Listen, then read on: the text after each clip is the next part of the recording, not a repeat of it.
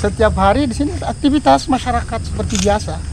Oh. Nah, dijadikan tempat oleh Partai Komunis Indonesia sebagai tempat untuk menyiksa dan membunuh. Itu aku lihat di mana beliau ditembak, di mana beliau diseret gitu ya. Itu benar-benar kelihatan gitu di vision aku. Gitu.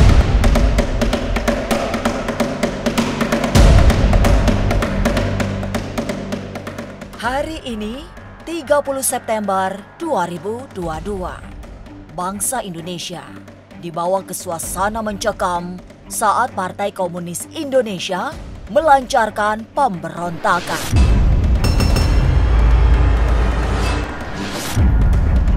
Peristiwa yang disebut G30S PKI itu selalu mengalirkan kisah traumatik karena ada 6 jenderal dan 1 perwira menengah yang diculik dan dihabisi pasukan PKI.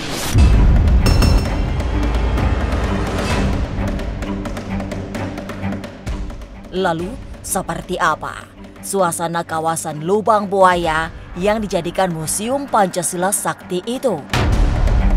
Benarkah ada aura mistik yang kuat? Jangan dulu berlalu, masih akan banyak keganjilan terjadi di sini. Dan jangan lupa subscribe, like, share, dan komen agar tak ada yang terasa ganjil di sekitar Anda.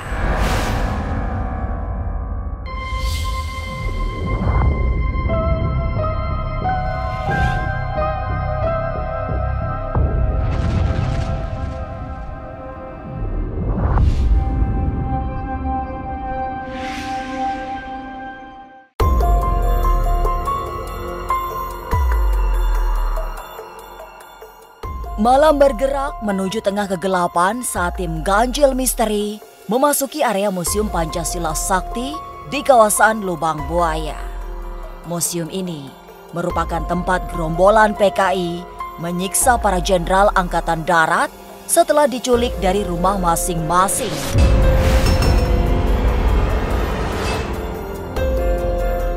Di tempat ini pula, para pahlawan revolusi dikubur tanpa kehormatan di sebuah lubang kecil yang mengalirkan puncak rasa trauma.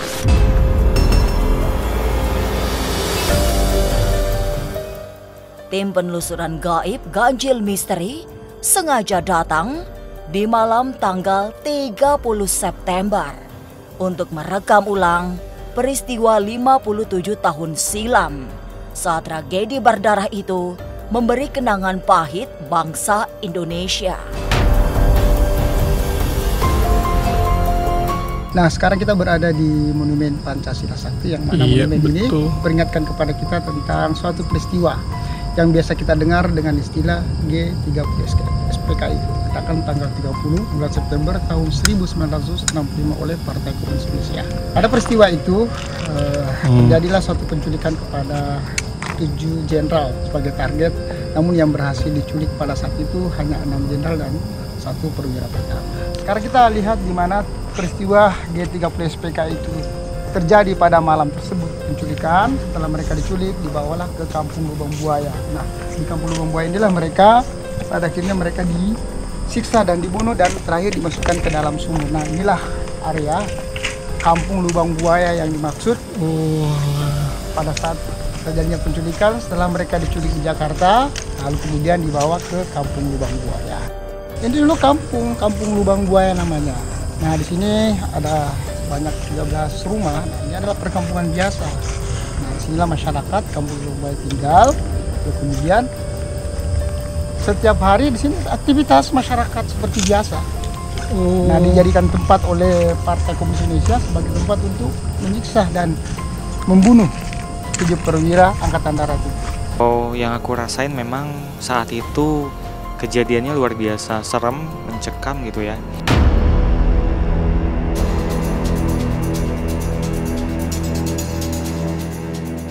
Penelusuran pertama langsung terantuk suasana tak menyenangkan ke rumah penyiksaan. Para jenderal yang diculik dibawa ke tempat ini. Sementara 4 perwira yang masih hidup dibuat tak berdaya, disiksa, serta dihinakan tanpa subasita.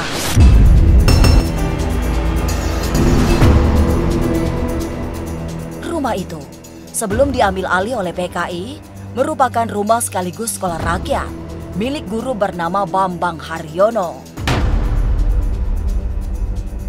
Nah, inilah rumah tempat mereka setelah mereka diculik di Jakarta. Karena ada 4 yang masih hidup pada saat itu diantaranya Mayor Jenderal S. Parman, kemudian Mayor Jenderal R. Suprapto, dan Brigadir Jenderal Sutoyo Sumiharjo. Yang satu bukan jenderal itu Letnan 1 Pierre Andestendiana.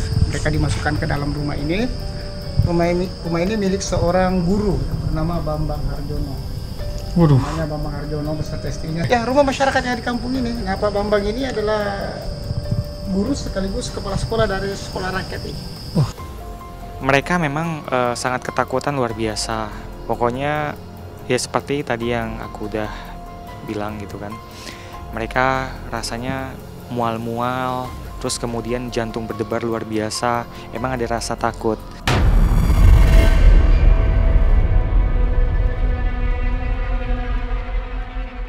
Di rumah yang terkesan sederhana itulah peristiwa besar pernah terjadi. Peristiwa kelam yang merobek seluruh nadi kesedihan masyarakat Indonesia. Sebab di tempat itulah 4 perwira angkatan darat disiksa sebelum akhirnya dihabisi secara semena-mena.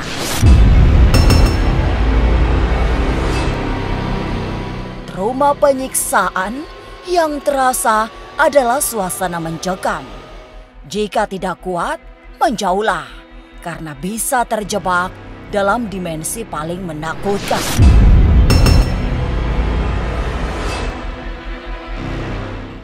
Seolah terbawa ke suasana 57 tahun silam saat gerakan 30 September melancarkan aksi keji tanpa perikemanusiaan. Gambaran tentang bagaimana mereka disiksa. Nah, ayunan senjata dengan menggunakan pokok senjata, kemudian meja yang miring. Nah, ini menunjukkan pada saat itu beliau kakinya tanpa sengaja menendang kaki meja, akhirnya patah. Itu menggambarkan tentang kesakitan yang dialami. Tuh kalau bisa dilihat pemirsa tuh, mejanya tuh benar-benar detail banget, miring, benar-benar kayak ketendang.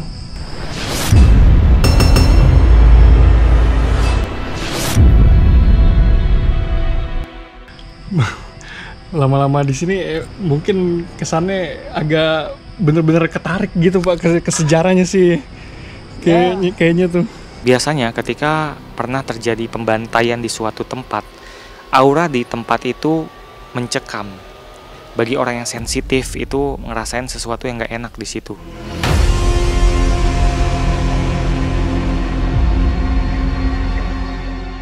Tapi apa yang segera terasa begitu mendekat ke sumur tempat para jenderal dibuang?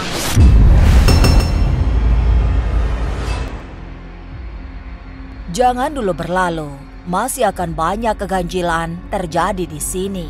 Dan jangan lupa subscribe, like, share, dan komen agar tak ada yang terasa ganjil di sekitar Anda.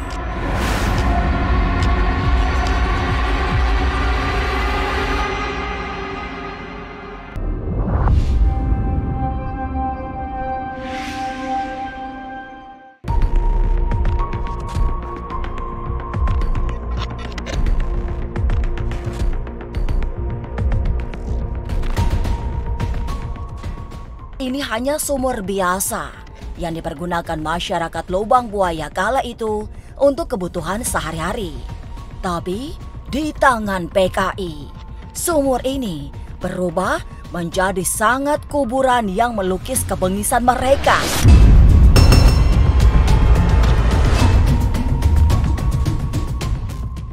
Kini dari sumur itu mengalir hawa metafisika yang sangat kuat.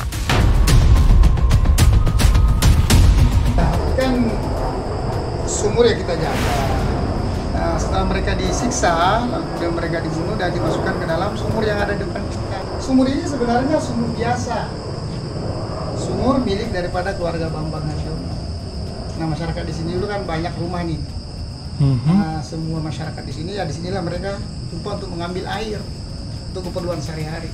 Dan ada cahaya lampu dari bawah. Oh, cahaya lampu dari bawah. Ini penggambaran tentang darah ya. Tuh di tengah-tengahnya tuh kayak ada cahaya lampu ya, merah tuh.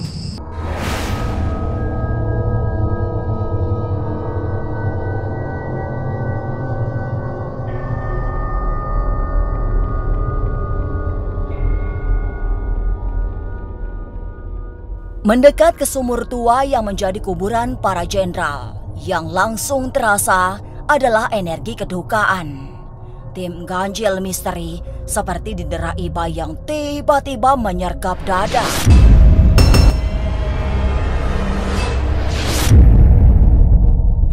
Tidak ada yang pernah membayangkan tubuh 7 pahlawan revolusi ditanam di satu lubang sempit secara menumpuk, tanpa mempertimbangkan kehormatan dan rasa kemanusiaan. Nggak kebayang sih bener-bener kalau dulu tuh para perwira itu ya dimasukin ke sini. Saya mulai malah bukan ngerasa macam-macam, saya kayak ngerasa iba gitu tuh Pak ya. Pada saat itu. Peristiwa itu kan menyayat hati bangsa Indonesia. Semua peristiwa pada tanggal 30 September itu mereka menculik para jenderal. Mereka kan difitnah. Nah, bahwa ada sekelompok jenderal namanya Dewan Jenderal. Dibuatlah isu seperti itu bahwa akan mengambil alih kekuasaan pemerintah Republik Indonesia. Yang kurasakan memang itu luar biasa menyedihkan, menyayat hati. Kalau aku kesana dengan perasaan yang biasa-biasa aja ya mungkin aku akan biasa-biasa aja. Tapi kalau aku mencoba mendalami apa yang terjadi di sana itu memang nggak enak gitu.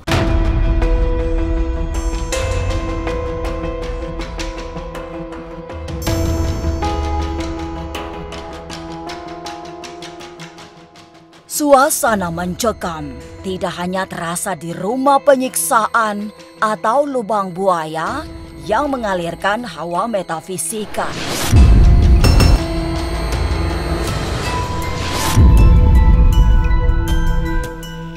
Keseraman juga muncul di rumah yang dipakai sebagai markas komando. Di tempat ini, para pemberontak PKI merancang penculikan para jenderal.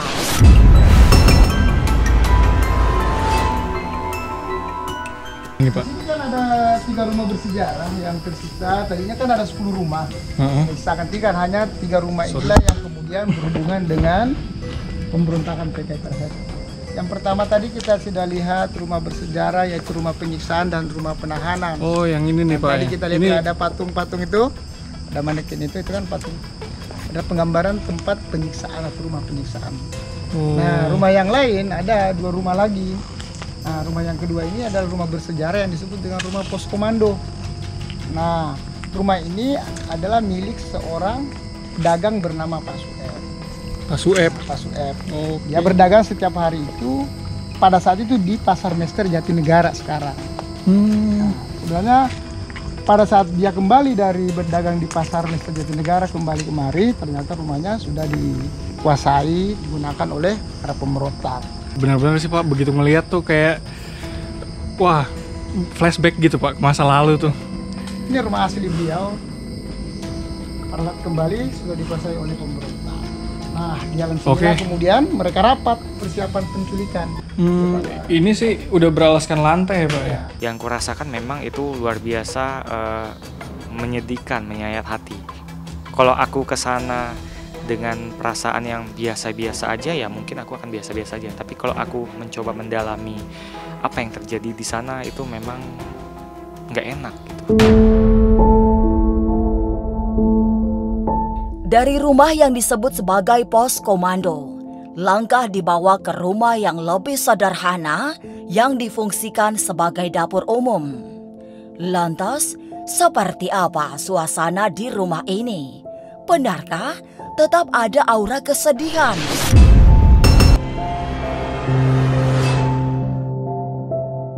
Jangan dulu berlalu, masih akan banyak keganjilan terjadi di sini. Dan jangan lupa subscribe, like, share, dan komen agar tak ada yang terasa ganjil di sekitar Anda.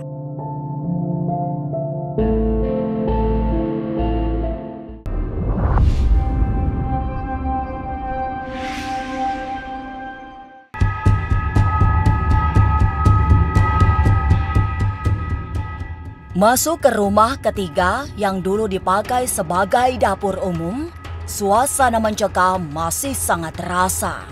Kejadian demi kejadian berdarah yang menghiasi peristiwa 30 September 65 seperti membekas di perkakas rumah yang masih tersisa.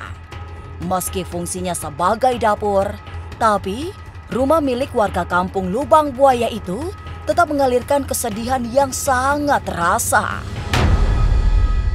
Kita kemana lagi nih, Mbak? Sekarang kita lihat rumah bersejarah yang ketiga. Nah, rumah sejarah yang ketiga ini adalah rumah yang disebut dengan rumah dapur umum. Oh, Nah, rumah jadi ini semacam kayak kantin gitu, Pak ya? Gitu nggak sih? Dapur umum pada saat persiapan penculikan. Rumah ini juga ternyata pernah digunakan selama ini sebagai tempat untuk menyimpan perlengkapan pelatihan militer. Nah, pelatihan militer itu ada di tempat ini atau di Kampung Lubang Buaya. Ada dua tempat, satunya di Rawabino, nyambung dulu. Nah, di sini mereka memberi pelatihan kepada para pemuda yang berasal dari Jakarta dan sekitarnya. Mereka diberi pelatihan militer, dalilnya PKI, mereka dipersiapkan untuk konfrontasi dengan Malaysia. Inilah keadaan rumah Ibu Amroh. Ibu Amroh. Wah, ini lantai-lantainya tuh masih perempuan. Lantai dasarnya ini kan lantai tanah, ya? Tanah sebenarnya yang diinjak ini adalah dibuat untuk memudahkan pengunjung. Iya, bener-bener loh. Oh, tadinya tuh bener-bener nggak ada ininya, nggak ada Pak? ini kan dibuat setelah dijadikan sebagai tempat sejarah. Tuh bisa dilihat pemirsa tuh, ini tempat tidurnya.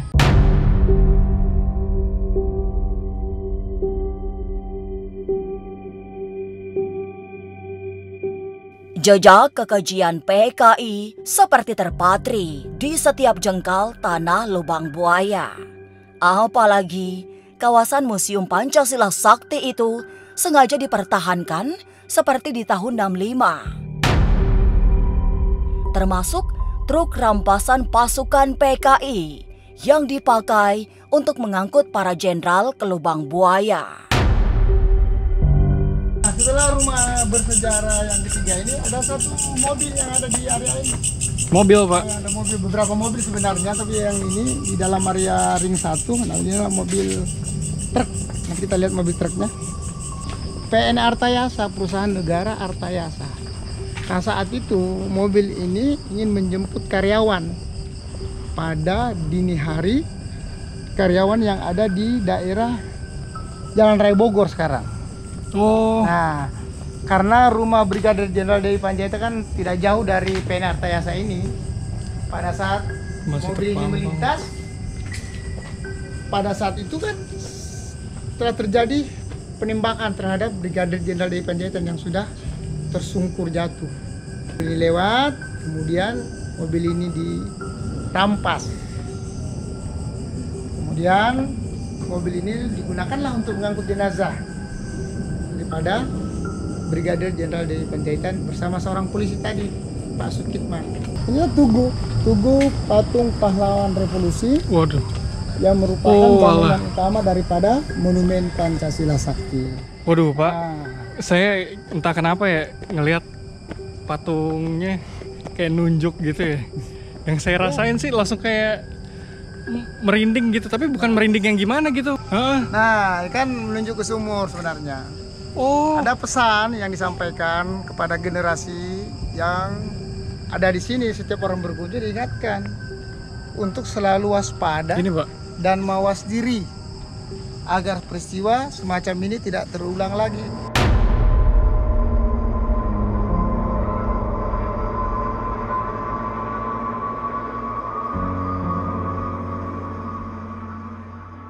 Aura kesedihan dari peristiwa paling gelap dalam sejarah Indonesia ini juga dirasakan di Rumah Pahlawan Revolusi. Itu diungkap oleh Naomi Angelia, anak indigo yang pernah ditarik oleh suasana tak biasa.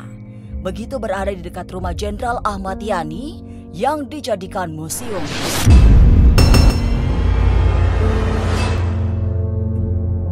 Saat itu, ia bersama orang tuanya bertamu di seberang rumah tersebut. Tapi tiba-tiba seperti ada kekuatan yang membawanya ke museum yang ia rasakan memiliki energi kesedihan sangat mencekam. Pak Yani adalah salah satu jenderal yang menjadi target utama gerakan 30 September di tahun 65. Aduh, itu bener-bener aku sampai lemes, sampai keringet dingin gitu ya. Karena apa? Aduh, itu kasihan banget, bener-bener kasihan banget. Itu aku lihat di mana dia ditembak, di mana beliau ditembak, di mana beliau diseret gitu ya, dan segala macam itu bener-bener kelihatan gitu di vision aku gitu. Posisinya kayak gini, posisinya nggak tahu, aku bilang gitu kan, posisinya teriakannya aku masih dengar, aku bilang gitu, orang-orangnya aku masih lihat gitu, aku bilang gitu kan, aku lihat itu ditarik-tarik, diseret-seret, aku bilang gitu. Ya itu salah satu pengalaman aku ya gitu, bener-bener dipaksa ditarik, bener-bener nggak tega banget nih.